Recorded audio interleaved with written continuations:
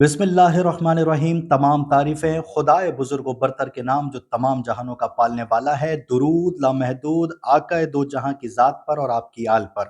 السلام علیکم ورحمت اللہ۔ عزیزان من، سورہ بقرہ کی آیت نمبر 30 جس میں ارشاد باری تعالیٰ ہے، اور یاد کرو جب اللہ نے فرشتوں سے فرمایا کہ وہ زمین پر اپنا ایک خلیفہ بنانے والا ہے، تو فرشتوں نے کہا کہ تو زمین پر اسے خلیفہ بنائے گا جو فساد مچائے گا، جو خون بہائے گا۔ حالانکہ ہم تیری حمد کرتے ہیں، تیری تسبیح کرتے ہیں، تیری پاکی بیان کرتے ہیں، تو اللہ نے کہا کہ جو میں جانتا ہوں وہ تم نہیں جانتے۔ عزیزان من، عربی زبان میں لفظ خلیفہ سے مراد ہے جانشین، یعنی بعد میں آنے والا۔ تو اس آیت مبارکہ کی روشنی میں یہ سوالات پیدا ہوتے ہیں کہ آدم علیہ السلام کس کے بعد آ رہے تھے، کس کے جانشین تھے؟ اور ایک اور اہم نقطہ یہ کہ فرشتوں نے زمین پر کسے خون بہاتے ہوئے دیکھا، کسے فساد مچاتے ہوئے دیکھا؟ کیا آدم علیہ السلام سے پہلے بھی زمین پر کوئی مخلوق آباد تھی؟ آج انہی سوالات کے جوابات جاننے کی کوشش کریں گے۔ عزیزان من، اللہ تعالیٰ نے انسان کو بنانے سے پہلے 3 مخلوقات کو پیدا فرمایا، ایک فرشتے، دوسرے جنات اور تیسرے نسناس۔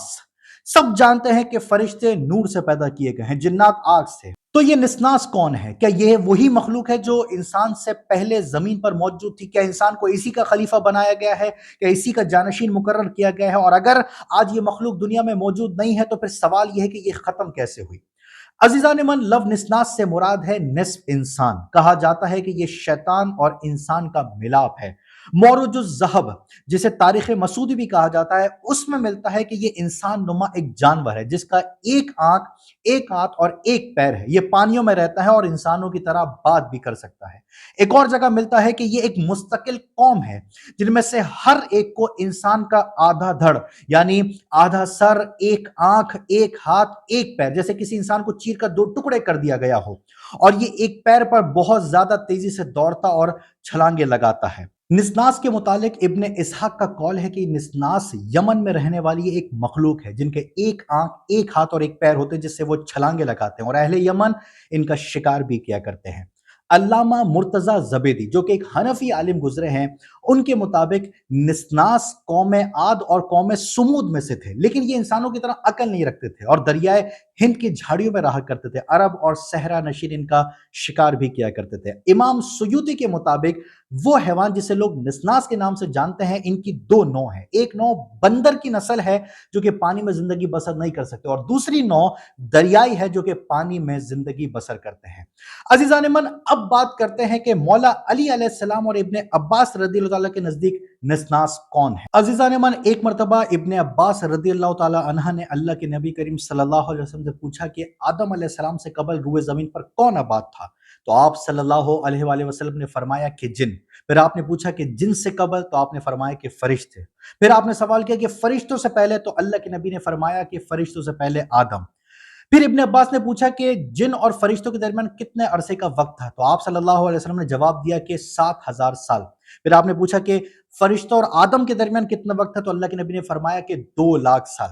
عزیزان من، اس حدیث میں واضح طور پر مذکور ہے کہ آدم علیہ السلام سے پہلے روئے زمین پر جن تھے اور ان سے پہلے فرشتے، اور آدم علیہ السلام کا سلسلہ اس سے بھی پیچھے جاتا ہے۔ ایک اور روایت ملتی ہے کہ ابن عباس رضی اللہ تعالیٰ نے فرمایا کہ روئے زمین پر فرشتوں سے پہلے نسناس آباد تھے اور انسان کو انہی کا جانشین مقرر کیا گیا ہے۔ اور مولا علی علیہ السلام، جن کا قول یقینی طور پر سب سے زیادہ اہمیت کا حامل ہے، آپ فرماتے ہیں کہ اللہ تبارک و تعالیٰ نے ارادہ کیا کہ وہ اپنے ہاتھ سے ایک مخلوق کو خلق کرے، اور یہ اس کے بعد تھا جب جنات اور نسناس زمین پر 7000 سال سے آباد تھے۔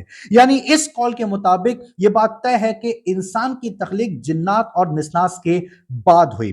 اور جو سب سے زیادہ لطف اندوز بات ہے وہ یہ کہ روایتوں کے مطابق یہ تو طے ہے کہ آدم علیہ السلام سے مخلوق کے قبل زمین پر انسان نما ایک مخلوق آباد تھی جسے نسناس کہا جاتا ہے، اور وہ ناپید ہو گئی تھی۔ اس کے بعد اللہ تعالیٰ نے آدم علیہ السلام کو پیدا فرمایا جس سے نسل انسانی، تاکہ نسل انسانی چل سکے۔ اور یہی بات نظریہ ارتقاء کے خلاف جاتی ہے، جو نظریہ انسان کو ایک نئی نوع کی تخلیق کے بجائے پہلے سے موجود انسان نما مخلوقات کا ارتقاء سمجھتا ہے۔ اور اگر بات کی جائے عزیزان من آج کے جدید دور کی، تو جو ماہرین حیاتیات کو اینسینٹ ہیومن کے فوسلز ملے ہیں وہ انہیں نیاندرتھالز پر لاگو کرتے ہیں، جن کے بارے میں کہا جاتا ہے کہ وہ زمین پر انسانوں سے پہلے موجود تھے اور جو جنگ اور منفی ماحول اور مختلف وجوہات کے بنا پر معدوم ہو گئے تھے۔ ان ماہرین کو جو ان کی ہڈیاں ملی ہیں وہ بھی اس بات کی نشاندہی کرتی نظر آتی ہے کہ یہ ہزاروں سال پرانی ہڈیاں ہیں۔ अजीज़ान मन को समझ में आया कि क्यों अल्लाह रब्बुल इज़्ज़त ने सूरह अनकबूत में ये कहा कि और ज़मीन की सैर करो और देखो कि अल्लाह ने किस तरह पैदाइश की इब्तिदा की है। खुदा से दुआ है कि खुदा हमें अपनी निशानियों पर गौर व फ़िक्र करने की तौफ़ीक अता फ़रमाए और कुरान को समझने और उसकी रूह के मुताबिक समझने की तौफ़ीक अता फ़रमाए। आमीन।